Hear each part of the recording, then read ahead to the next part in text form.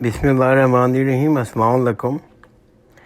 انشاءاللہ آج کی جو میری وائس نوٹ ہے اس میں میں کوشش کروں گا کہ میں امام الغزالی، ابن عربی، شاہ ولی اللہ اور علامہ اقبال کی جو علمی کام ہے، جو مماثلت ہے، اس کو میں بیان کر سکوں۔ یہ ٹاپک تو بہت بڑا ہے لیکن میں کوشش کروں گا کہ 10 سے 12 منٹ میں اپنے اس ٹاپک کو کور کر سکوں۔ اصل میں شاہ ولی اللہ اور امام غزالی اور علامہ اقبال کے نام سے تو میں بچپن ہی سے مانوس تھا۔ میرے والد صاحب پروفیسر سید محمد سلیم نے شاہ ولی اللہ کا نام کے اوپر ایک علمی درسگاہ قائم کی تھی۔ یہ 1960 کی بات ہے اور الحمدللہ یہ درسگاہ ابھی بھی قائم ہے، اور اس میں والد صاحب نے ایک فلسفے کی علم کو، مذہبی علم کو، جس میں قرآن شریف کی تعلیم ہے، حدیث کی تعلیم ہے، اور صوفیاء علوم کو، تینوں کو ایک جگہ مل کے پڑھایا تھا۔ اور ان تینوں علوم کا جو اگر پیک دیکھیں، ان سب کی جو عروج دیکھیں، وہ ہمیں نظر آتی ہے امام غزالی کی، ابن عربی کی، شاہ ولی اللہ کی، اور کچھ حد تک علامہ اقبال کے علمی کام میں نظر آتی ہے۔ تو اس کو ہم تھوڑا سا تفصیلی ڈسکس کرتے ہیں۔ اصل میں ہمارا دین محمد صلی اللہ علیہ وآلہ وسلم کی ہدایت کا نام ہے۔ یہ دین قرآن مجید کی صورت میں، سنت کی صورت میں، اور اس کے بعد آپ صلی اللہ علیہ وآلہ وسلم کی روایتوں کی صورت میں ہمارے سامنے موجود آیا۔ دین کے حوالے سے یہ تینوں چیزیں ہی زیر بحث آتی ہیں۔ صحابہ کرام کو اگر ہم دیکھتے ہیں تو ان کے ہاں دین کا تصویر بھی یہی بنتی ہے، یعنی کہ وہ قرآن مجید پڑھتے تھے، قرآن مجید ہی کو پیش کرتے تھے، قرآن مجید کو ہی آگے منتقل کرتے تھے، حضرت صلی اللہ علیہ وسلم کی سنت پہ عمل پیرا تھے، اسی کی ہدایت ایک دوسرے کو دیتے تھے۔ یہ جو روایتیں جو ان کے سامنے بھی آتی تھیں، یہ حدیثیں ان کے سامنے بھی آتی تھیں، تو ان کو تنقید بھی کرتے تھے، ان کی تحقیق بھی کرتے تھے، کسی چیز کو وہ آگے بیان کرتے تھے، کسی چیز کو قبول کرتے تھے، کسی حدیثوں کو رد کرتے تھے۔ یہ ان کے دور میں ایک سادہ سی صورتحال تھی، لیکن انسان کا معاملہ یہ ہے، وہ کبھی بھی کسی چیز کو سادہ نہیں چھوڑتا۔ کوئی بھی چیز اگر اس کو دی جاتی ہے تو اس کو صورتحال کو تبدیل کر دیتا ہے، یعنی کہ اس کے اندر اتر جانا، اس کو اپنے تخیلات کے ساتھ آراستہ کرنا، اس کو اپنے تخیلات کے ساتھ ملانا، اور پھر اس کے بعد گرد و پیش کی جو چیزیں میسر ہیں ان کے ساتھ مقابلہ کرنا، ان دوسری چیزوں کے ساتھ ایک مماثلت کام کرنا، یہ ایک انسان کی فطرت ہے، وہ ایسا ہی کرتا ہے۔ اسلام جب رسالت مآب صلی اللہ علیہ وسلم سے زندہ ہوا، اس کو ایک بار پھر دنیا کے سامنے پیش کیا، اور جو دعا اللہ تعالیٰ نے آپ صلی اللہ علیہ وسلم کو سکھائی کہ اہدنا الصراط المستقیم، تو اسلام کی جو تعلیم دی گئی وہ صراط المستقیم کی تعلیم کو واضح کر دیا۔ اگر آپ کو ایک نظر ڈالیں نبوت کے وقت کہ جب آپ پر حضرت صلی اللہ علیہ وسلم پر نبوت نازل ہوئی، اس وقت باقی دنیا کیا کر رہی تھی، تو آپ کو معلوم ہوگا کہ آپ کی نبوت سے پہلے تقریباً 1000 سال پہلے ایک فلسفے کی دنیا آباد تھی، اور ایک سے بڑا ایک فلسفی یونان میں موجود تھا، اور جس میں سقراط موجود تھا، جو افلاطون تھے، بہت سے بڑے بڑے نام ہیں، پلیٹو، پلیٹینوس، جو اپنی روایت قائم کر چکے تھے، ان کی جڑیں مضبوط تھیں۔ تو ایک طرف تو فلسفہ حضرت صلی اللہ علیہ وسلم کی نبوت سے پہلے اپنی جگہ دنیا میں بنا چکا تھا۔ اگر دوسری طرف دیکھا جائے تو صوفیانی روایت ہے، جس کو ہم کہتے ہیں کہ وہ صرف تخیل کی کار فرمائی نہیں ہے، بلکہ بعض مشاہدات، باطنی یا روحانی مشاہدات سے اس کو تقویت حاصل ہوتی ہے۔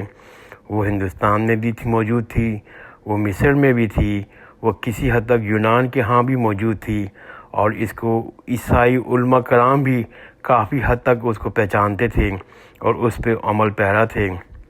وہ بھی بڑی پختہ فکر کے ساتھ اس دنیا میں موجود تھیں، تو بنیادی چیزیں بنا چکی تھیں یعنی کہ دو علوم حضرت صلی اللہ علیہ وسلم کی نبوت سے پہلے موجود تھے، جو واضح بڑی شکل میں موجود تھے۔ ایک فلسفہ موجود تھا اور ایک آپ کا صوفیہ مذاہب موجود تھے، اور دونوں کا مقصد وہی اللہ تک پہنچنا تھا۔ دونوں کا مقصد اپنے کریٹر تک پہنچنا تھا، خدا تک پہنچنا تھا۔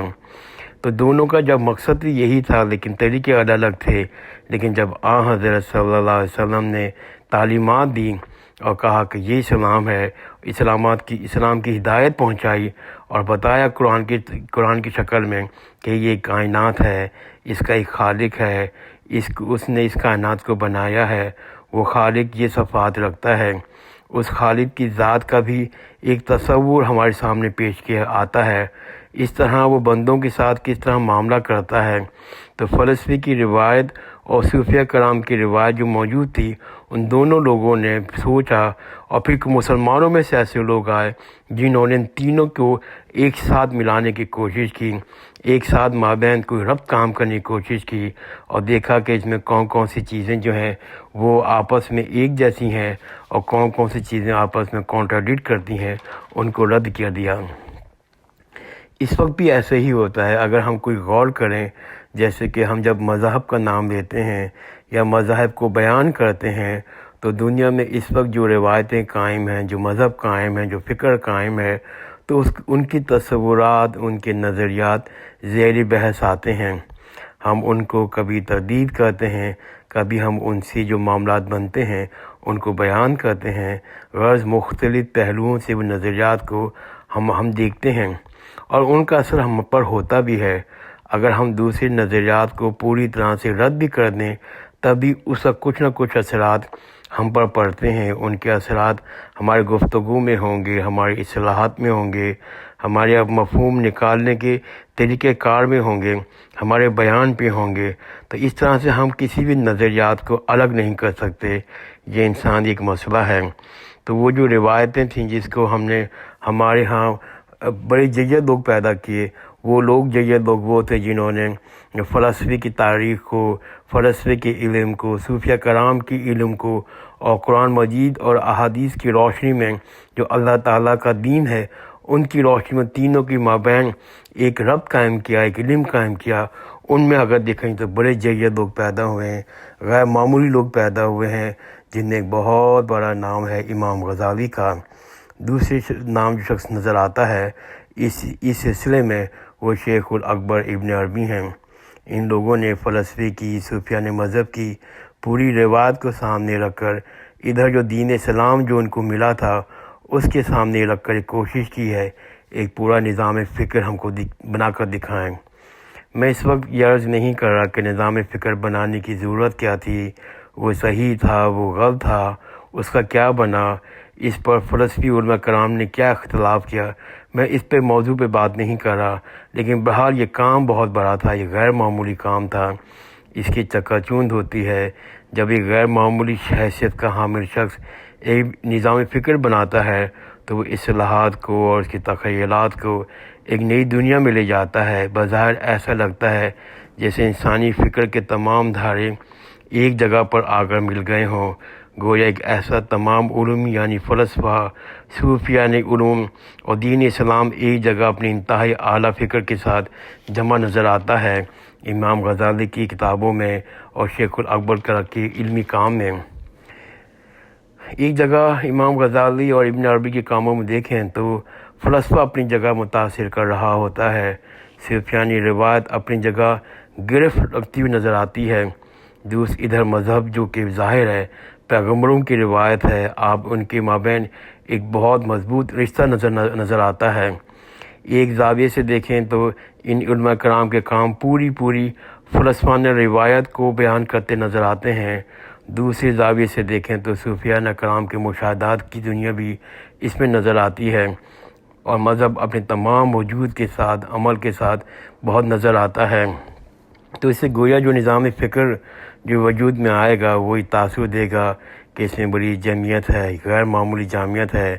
ہماری پوری تاریخ میں اسی طرز کو اعلیٰ طرز کا کام سمجھا گیا ہے، یعنی اس سے بڑی تعداد میں دینی فکر رکھنے والے لوگ متاثر ہوتے ہیں، اس کو اعلیٰ نظر سے دیکھتے ہیں، یہاں تک کہ ابن تیمیہ، ابن قیم جیسے علماء کرام نے بہت زبردست طاقت کے ساتھ اس چیلنج کیا، اس رائے کو، اس علم کو، اس کوشش کو، اور اس سلف کی روایت کی بنیاد پر اس کو چیلنج کیا۔ یہ چیلنج بھی غیر معمولی تھا، لیکن اس کے باوجود الغزالی اور ابن عربی کی جو فکر تھی وہ اتنی سخت جاں ثابت ہوئی۔ اس وقت بھی ہم کہہ سکتے ہیں پوری مسلم امت میں 80% آبادی اسی فکری طرز کو دین کا صحیح طرز سمجھتی ہے۔ میں بڑے وثوق سے یہ بات کہہ رہا ہوں کہ ابھی بھی مسلم امت کی 80% آبادی جو الغزالی، ابن عربی کے دیے ہوئے طرز فکر کو صحیح سمجھتی ہے۔ ہمارے ابتدائی دور میں جن لوگوں نے نظام فکر کو جلا بخشی ہے، ان کے اجزاء درست کیے ہیں، یہ بجائے خود ایک غیر معمولی کام ہے۔ آپ اندازہ کیجئے سقراط اور افلاطون جیسے فلسفیوں نے جو کام کیا انسانی فکر میں، اسی طرح کا کام مذہبی فکر میں الغزالی اور ابن عربی نے اور اس کے بعد شاہ ولی اللہ نے رکھا ہے۔ اسی طرح صوفیان مذہب کی روایت تھی۔ اگر آپ صوفیان مذہب کی روایت کو دیکھیں گے تو آپ کو نظر آئے گا کہ بدھ مذہب جو ہے بہت اپنی طابع کے ساتھ، اپنی طاقت کے ساتھ، وجود کے ساتھ موجود ہے۔ صوفیان مذہب میں آپ چینی مذاہب کو بھی شامل کر لیتے ہیں، اور ان کا پورا نچوڑ جو ہے صوفیانی مذہب کا وہ بھی ہمیں اسی امام غزالی، ابن عربی کی فکر میں نظر آتا ہے۔ یہ کام بھی غیر معمولی ہوتا ہے۔ اگر ہم ابتدائی دور میں دیکھیں تو ہمیں امام غزالی اور شیخ اکبر ابن عربی اس میں نمایاں نظر آتے ہیں، لیکن آخری دور میں نظر ماریں تو یہ بہت بڑے بڑے ناموں میں ایک نام نظر آتا ہے، اور سب سے بڑا جو نام نظر آتا ہے علم کی، فکر کی بات بیان کرتے ہوئے نظر آتا ہے، اسی سطح پہ نظر آتا ہے، تو وہ ہے امام الہند شاہ ولی اللہ۔ مجھے اتنی تفصیل میں اس لیے جاننا پڑا کہ میں شاہ ولی اللہ صاحب کی شخصیت کا احاطہ کر سکوں۔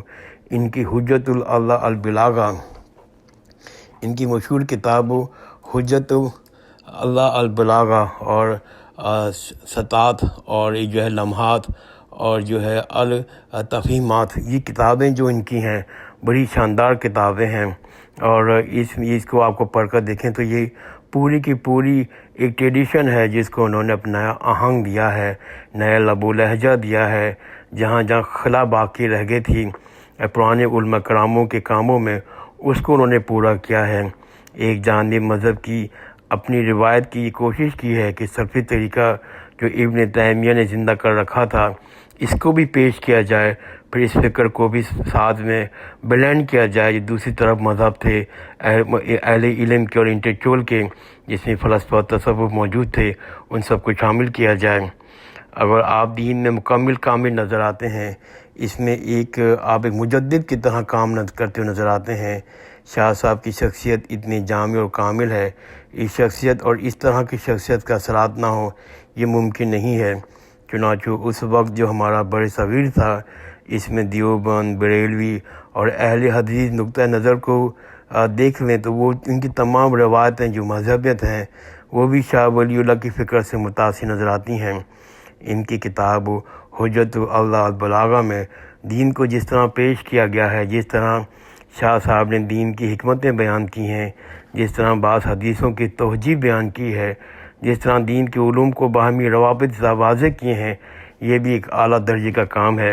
خاص طور پر تفسیر میں الفوز الکبیر ایک خاص اہمیت کے حامل رکھتی ہے، جس میں انہوں نے اس طرح سے جامع انداز میں حدیث کو، قرآن کو بیان کیا ہے۔